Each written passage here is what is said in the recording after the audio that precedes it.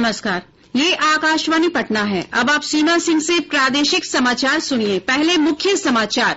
बिहार के 4 शहीद सैनिकों का भोजपुर, समस्तीपुर, वैशाली और सहरसा जिले में पूरे राजकीय सम्मान के साथ अंतिम संस्कार किया गया।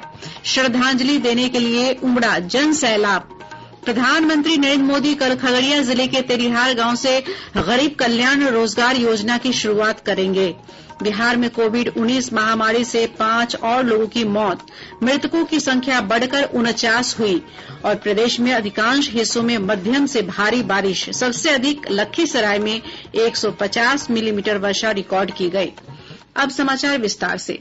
पूर्वी लद्दाख की गलवान घाटी में चीनी सैनिकों के साथ हिंसक झड़प में शहीद बिहार निवासी सेना के 4 जवानों का अंतिम संस्कार आज पूरे राजकीय सम्मान के साथ संपन्न हो गया। इस दौरान शहीद जवानों के पैतृक गांव में अंतिम दर्शन के लिए लोगों का सैलाब उमड़ पड़ा। भोजपुर जिले के जगदीशपुर निवासी चंदन कुमार का अंतिम संस्कार जिले के ज्ञानपुर में बनास नदी के तट पर किया गया। इस अवसर पर राज्य के मंत्री प्रेम कुमार और विनोद सिंह सहित विभिन्न दलों के नेता और सेना के अधिकारी भी उपस्थित थे। इससे पहले जगदीशपुर में शहीद जवान का पार्थिव शरीर पहुंचने पर लोगों ने अंतिम विदाई दी। समस्तीपुर से हमारे संवाददाता ने बताया कि शहीद जवान अमन कुमार का अंतिम संस्कार मोहिउद्दीन नगर के सुल्तानपुर में गंगा घाट पर किया गया। जवान के छोटे भाई रोहित ने पार्थिव शरीर को मुखाग्नि दी। इस अवसर पर योजना और विकास मंत्री महेश्वर हजारी के अलावा विभिन्न दलों के नेता, प्रशासनिक और पुलिस अधिकारियों ने श्रद्धांजलि अर्पित की। इधर अमन कुमार का पार्थिव शरीर जब उनके पैतृक गांव सुल्तानपुर पहुंचा तो गमगीन माहौल के बीच लोगों ने श्रद्धा सुमन अर्पित किए। वहीं शहीद जवान जय किशोर सिंह की अंत्येष्टि वैशाली जिले में महनार प्रखंड के हसनपुर में गंगा नदी के किनारे 3 मुहानी घाट पर की गई। इस अवसर पर राज्य के मंत्री नंद किशोर यादव, स्थानीय विधायक, कांग्रेस के प्रदेश अध्यक्ष मदन मोहन झा के अलावा बड़ी संख्या में स्थानीय लोग और कई अधिकारी उपस्थित थे। शहीद जवान का पार्थिव शरीर आज सुबह जिले के जंदाहा प्रखंड के चकफते गांव पहुंचने पर लोगों ने भावपूर्ण श्रद्धांजलि अर्पित की। इधर सहरसा जिले के निवासी सेना के जवान शहीद कुंदन कुमार का अंतिम संस्कार उनके पैतृक गांव आरण में किया गया। इस अवसर पर मंत्री विनोद नारायण झा, रमेश ऋषिदेव, सांसद दिनेश चंद्र यादव के अलावा स्थानीय विधायक, सेना, प्रशासन और पुलिस के अधिकारियों ने श्रद्धांजलि अर्पित की। मुख्यमंत्री नीतीश कुमार ने लद्दाख के गलवान घाटी में चीन के सैनिकों के साथ हिंसक झड़प में देश के लिए बलिदान होने वाले राज्य के 5 शहीदों के परिवारों को 36 लाख रुपए की अनुग्रह राशि देने की घोषणा की है। प्रत्येक परिवार को 36 लाख रुपए की आर्थिक सहायता दी जाएगी। इस राशि में 25 लाख मुख्यमंत्री राहत कोष से जबकि 11 लाख राज्य सरकार की ओर से दिए जाएंगे। मुख्यमंत्री नीतीश कुमार ने प्रत्येक शहीद के परिवार के एक सदस्य को सरकारी नौकरी भी दिए जाने की घोषणा की है। प्रधानमंत्री नरेंद्र मोदी कल ग्रामीण क्षेत्रों में आजीविका के साधन उपलब्ध कराने के लिए खगड़िया के तेलिहार गांव से वीडियो कॉन्फ्रेंसिंग के माध्यम से गरीब कल्याण रोजगार योजना की शुरुआत करेंगे। इस अवसर पर मुख्यमंत्री नीतीश कुमार भी उपस्थित रहेंगे। केंद्रीय वित्त मंत्री निर्मला सीतारमण ने बताया कि इस योजना का उद्देश्य अपने राज्यों को लौटे मजदूरों और ग्रामीण लोगों को जीवन यापन के अवसर उपलब्ध कराना है। 125 दिनों के इस अभियान को मिशन मोड लागू किया जाएगा। यह अभियान बिहार, उत्तर प्रदेश, मध्य प्रदेश, झारखंड और उड़ीसा के उन 116 जिलों में लागू किया जाएगा जहां लौटने वाले श्रमिकों की संख्या 25,000 से ज्यादा रही है। इस योजना के माध्यम से लॉकडाउन के दौरान अपने घर लौटे श्रमिकों में से 2/3 को रोजगार मिलने का अनुमान है। खगड़िया जिले के बेलदौर प्रखंड के तेलिहार पंचायत के मुखिया अनिल सिंह ने कहा कि गरीब कल्याण रोजगार योजना की सबसे बड़ी खासियत है कि लोगों को उनके घर के पास काम उपलब्ध कराया जा रहा है। यह गरीब कल्याण से हम लोग के जितने भी हमारे बाहर से आए हुए मजदूर सबको इसमें रोजगार में लिया जाएगा और रोजगार के माध्यम से जैसे मांडेगा है, मांडेगा में पोखर खुनाई है, पशु शेड है, मधुमक्खी पालन है, मुर्गी पालन है, इसमें सारे लोगों को रोजगार दिया जाएगा। और सरकार की यह मेन उद्देश्य है कि हमारे गांव का मजदूर कहीं बाहर पुण्य नहीं करे, जहां जिस ग्राम का है वहीं भी उसको रोजगार सारा मैं उपलब्ध करा दूं, जिससे कि हमारे मजदूर को सारी व्यवस्था उसके गाँव में मिले, सारी सुविधा गाँव में मिले। वहीं राजमिस्त्री का काम करने वाले एक प्रवासी कामगार ने बताया कि इस तरह की योजनाओं का लाभ मिलने से लोग दूसरे स्थानों पर काम करने नहीं जाएंगे। हरे राम सिंह ऐसे राजमिस्त्री के काम करते हैं जी। बाहर में ऐसे हरियाणा सिरसे में रहते थे जी। जब लॉकडाउन लगा किसी तरह चले आए हैं यहाँ जी। कुछ दूर पैदल आए हैं, कुछ दूर कोई गाड़ी मिला सामान से चले आए हैं जी। मेरे को करीब 1 महीने दिक्कत हो गया था जी। फिर वहाँ किसी तरह यहाँ चले आए हैं। फिर मुखिया जी थ्रू यहाँ काम मिला जी, तो काम कर रहे हैं जी। पंचायत में शौचालय बनाया, फेवर ब्लॉक बनाए हैं जी, लगा रहे हैं रोड में। यही काम दे रहा मेरे निर्माण में काम कर रहे हैं। बिहार में कोविड-19 महामारी से मरने वालों की संख्या बढ़कर 49 हो गई है। पिछले 24 घंटों के दौरान 5 लोगों की इस महामारी से मृत्यु की पुष्टि हुई है। वहीं प्रदेश में संक्रमितों की संख्या बढ़कर 7,178 हो गई है।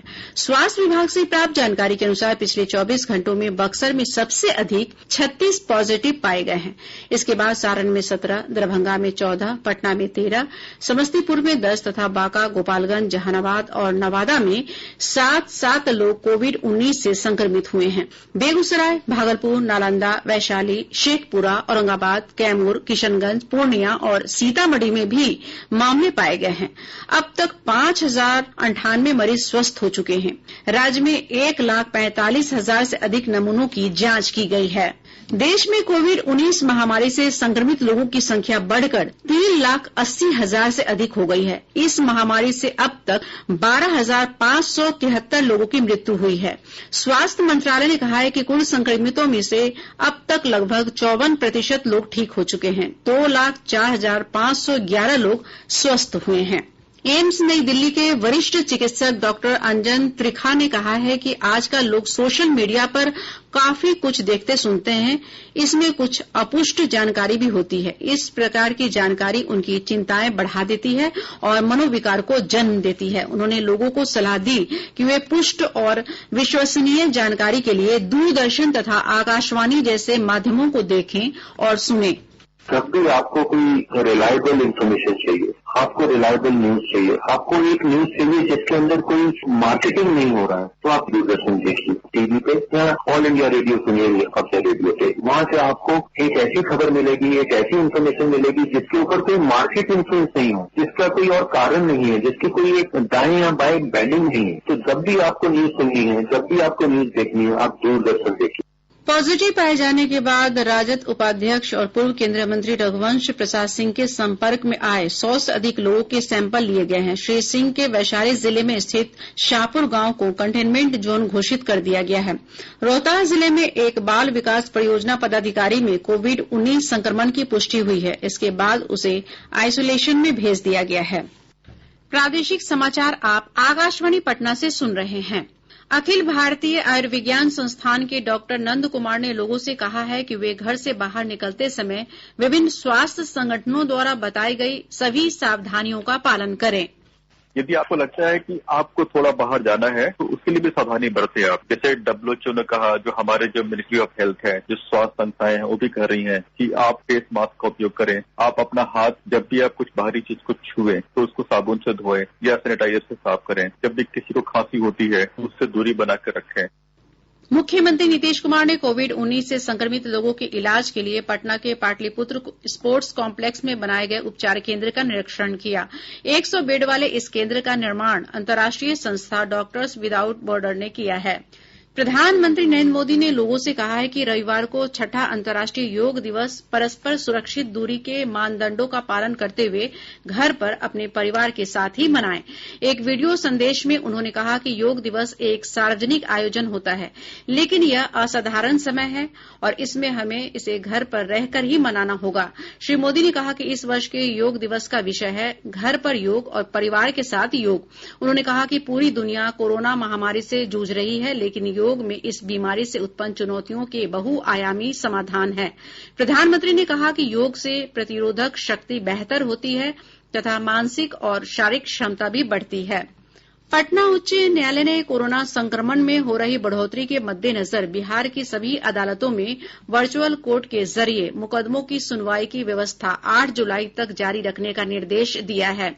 मुख्य न्यायाधीश संजय करोल की अध्यक्षता में 3 न्यायाधीशों की पूर्ण पीठ ने यह फैसला सुनाया।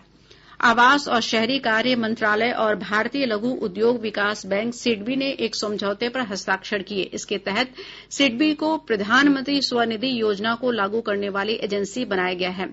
मंत्रालय ने रेहड़ी पटरी के कारोबार से जुड़े लोगों के लिए प्रधानमंत्री आत्मनिर्भर निधि यानी पीएम स्वनिधि योजना 1 जून को शुरू की थी। इस योजना का उद्देश्य लॉकडाउन के दौरान प्रभावित रेहड़ी पटरी वालों को किफायती ऋण उपलब्ध कराना है। इस योजना के तहत 50 लाख से अधिक लोगों को लाभ पहुंचाने का लक्ष्य है। रेहड़ी पटरी का काम करने वाले लोग इस योजना के तहत 10,000 रुपये तक का कार्यकारी पूंजी ऋण ले सकते हैं। ऋण की किस्त 1 वर्ष की अवधि में प्रतिमाह चुकानी होगी।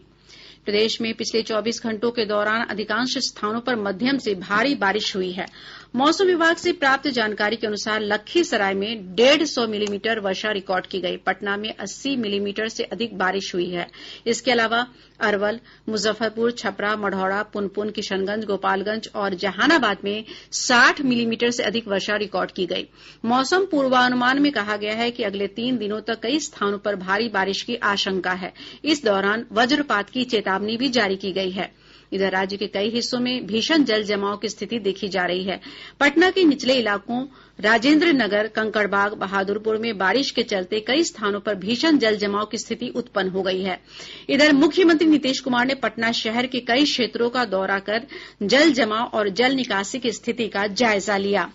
मानसून के अच्छे प्रदर्शन से कृषि कार्यों में तेजी आई है। विभिन्न जिलों से हमारे संवाददाताओं ने बताया कि किसान अपने खेतों में धान की रोपनी कर रहे हैं। राज्य की नदियों के जलग्रहण क्षेत्रों में लगातार हो रही बारिश से प्रमुख नदियों का जलस्तर तेजी से बढ़ा है। मुजफ्फरपुर में बागमती नदी का जलस्तर बढ़ने से औराई और कटरा प्रखंड में तटबंधों पर दबाव बढ़ा है। वहीं गायघाट प्रखंड में कई स्थानों पर कटाव की समस्या उत्पन्न हो गई है। शिवहर जिले में बागमती नदी का जलस्तर खतरे के निशान के करीब पहुंच गया। इससे पिपराही प्रखंड के दोस्तिया गांव के पास नदी के दोनों किनारों पर तेज कटाव हो रहा है। इधर पूर्वी चंपारण जिले में लालबकैया नदी पर भारतीय क्षेत्र में चल रहे तटबंध निर्माण कार्य को नेपाल की ओर से रोक लगा दी गई है। जिलाधिकारी शेषत कपिल अशोक ने बताया कि दोनों देशों के अधिकारियों के बीच बातचीत से समस्या के समाधान का प्रयास किया जा रहा है। अरवल नगर परिषद के उपाध्यक्ष ज्योति रंजन को विश्वास प्रस्ताव में हार के बाद कुर्सी गंवानी पड़ी है। 25 सदस्यीय नगर परिषद में 3 सदस्यों ने ज्योति रंजन का समर्थन किया, वहीं उनके विरोध में 17 वोट पड़े। बक्सर के अपर जिला और सत्र न्यायाधीश ने मादक पदार्थ हेरोइन के तस्करी के मामले में एक व्यक्ति को 1 वर्ष जेल की सजा और 10,000 रुपये का जुर्माने की सजा सुनाई है। रोहतास जिले में अज्ञात अपराधियों ने सासाराम नगर थाना क्षेत्र के मदार दरवाजा के पास एक व्यवसायी से 3,40,000 रुपये लूट लिए। मुजफ्फरपुर जिले में अनलॉक के दूसरे चरण में लंबे अंतराल के बाद आज पल्स पोलियो अभियान टीकाकरण की शुरूआत की गई। पूर्वी चंपारण जिले में एसएसबी और पुलिस की संयुक्त कार्रवाई में फरार चल रहे नक्सल रामचंद्र महतो को दरपा थाना क्षेत्र के पिपरा गांव से गिरफ्तार किया गया। अंत में बुलेटिन के मुख्य समाचार एक बार फिर। बिहार के 4 शहीद सैनिकों का भोजपुर, समस्तीपुर, वैशाली और सहरसा जिले में पूरे राजकीय सम्मान के साथ अंतिम संस्कार किया गया। श्रद्धांजलि देने के लिए उमड़ा जन सैलाब।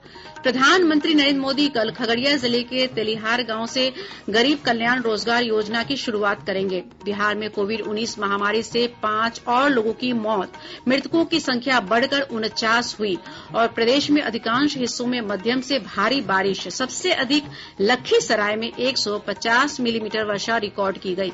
इसके साथ ही आकाशवाणी पटना से प्रसारित प्रादेशिक समाचार का ये अंक समाप्त हुआ। घर में रहिए, सुरक्षित रहिए और सुनते रहिए आकाशवाणी।